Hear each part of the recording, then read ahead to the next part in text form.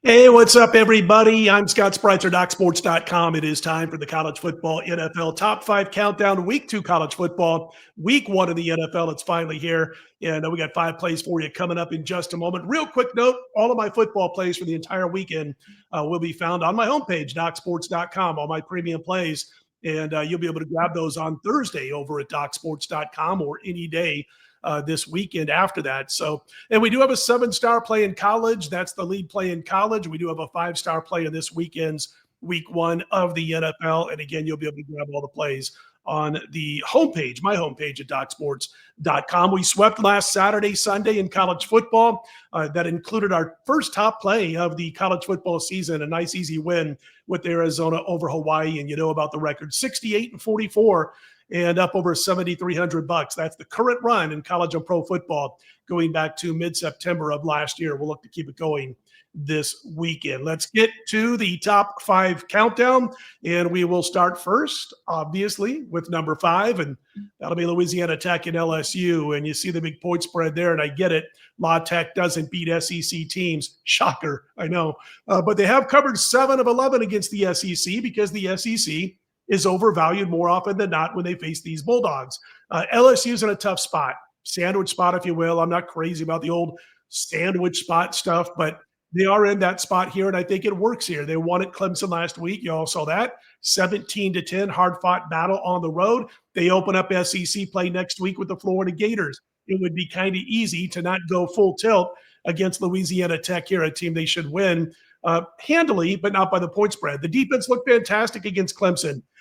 Nussmeier is now leading the way when it comes to Heisman Trophy candidates. But La Tech is 4-1 in their last 5 when getting 20 or more points. One of those games was similar to this number a couple of years ago. They were a 34-point dog to Clemson, and they covered that number. I think the spot says play La Tech and grab all those points. 38 points, La Tech plus 38 over LSU. Number 4 play, Navy and UAB doing battle.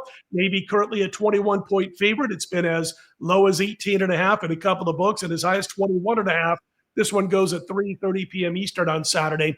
Laying the points here. UAB had to fight tooth and nail, to get past Alabama State, unranked FCS program from the SWAC. The Blazers gave up 42 points, 26 first downs, 312 yards, and 4 touchdowns on 18 of 24 passing, and how about over 200 yards rushing on almost 5 yards per carry. Now they got to face this Navy option attack piloted by quarterback Blake Horvath. We all know what he can do in this Navy offense. The middies bombarded VMI last week. Horvath was terrific on the ground and through the air. The defense looked in midseason form. Listen, last year Navy whipped UAB 41-18 on the road. Horvath ran for 80-plus yards, but get this, he passed for another 225 yards and a couple of touchdowns. Tough spot for the Blazers. My number 4 play on this week's countdown is Navy minus the points. Third play, we head to Sunday's NFL. This is going to be our only top 5 NFL countdown play this week. I am a bit of a minimalist when it comes to the number of week 1 plays I make in both college and pro football. But we do like the Rams laying a field goal as our number 3 play over the Houston Texans. Let's start with defense. The D-line for the Rams should be as good as it gets. The talent will be bolstered even more by the addition of Poona Ford up front. They signed him in the offseason. There are concerns sometimes in the secondary, but it's not overly concerning. And the front 7 is going to make up for some of those issues. Offensively, the Rams allowed the 6th fewest sacks last year, should be even better this season. They found a ground game last year too, and the passing game should be even more dangerous this year as long as Matthew Stafford stays healthy with that sore back. He is expected to start in this game. He's got Adams. He's got Nakua. He's got Tutu Atwell. And yes, again, I am concerned about Stafford's back. No doubt about it, as much as anyone, but not so much in week 1. And Houston has a terrific pass rush. We do know that, but the Rams, well, they have the antidote with that offensive line. Back in the Rams minus the points. Again, our lone NFL play in this week's countdown. Number 2 play, it's Duke hosting Illinois. I'm telling you a little bit about Illinois here. By the way, Duke getting 3 in this one as we speak. This game at 12 noon Eastern on Saturday. Illinois won 5 games last year by 1 score. All 5 could have gone either way, including overtime wins against both Nebraska and Purdue. We won't call them the KC Chiefs of 2024 in college with those 1-score games because, of course, KC was phenomenal. with all those one-score games. But they were, just a handful of plays, Illinois, in those 5 games from a much different record, a much different season, and a much different, I guess you could call it, hype going into 2025. Because they won those 5 somewhat 50-50 games, they have received a lot of hype this summer. So far, they beat up a bad Western Illinois program that they should beat up. This week's a tough test in Durham. Duke started slowly against Elon. We do know that. And I think that gives us a little bit of value here with the Dukies.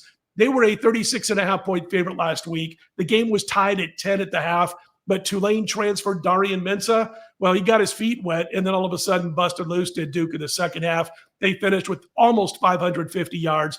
They gained over 9 yards per play, and they shut down the Elon offense, as you would expect. Early Wednesday morning, I saw one book had taken about 80% of their handle on Illinois, but I'm going the other way here. I like Duke plus the field goal over the Illini.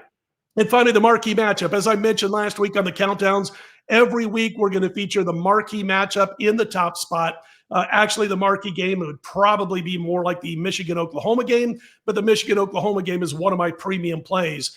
So you can check that out with my entire premium card on my homepage at DocSports.com. Another top play marquee matchup would be Iowa and Iowa State doing battle from Ames, Iowa. This game at 12 noon Eastern time. Cyclones laying 3 as I cut this video. And listen, Iowa, they look like 1950s football against Albany.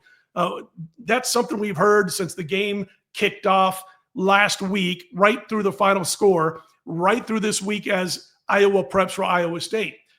Tell me something I don't know about Iowa football. They are 3 yards in a cloud of dust, good tight ends, defense, field position, don't make mistakes under Kirk Ferentz. No doubt about it. They have a new quarterback who completed just 8 passes for 44 yards in last week's win, but that's all they needed. They ran for more than 300 yards. That quarterback, by the way, is a transfer from South Dakota State named Mark Gronowski. And listen, he's averaged about 22 passes per game the last 3 years in Brookings. He also threw, how about 93 touchdown passes in his 3+ years, about 55 games, 93 touchdown passes in 4 years and just 20 interceptions. That's nearly a 5-to-1 ratio. He doesn't make big mistakes.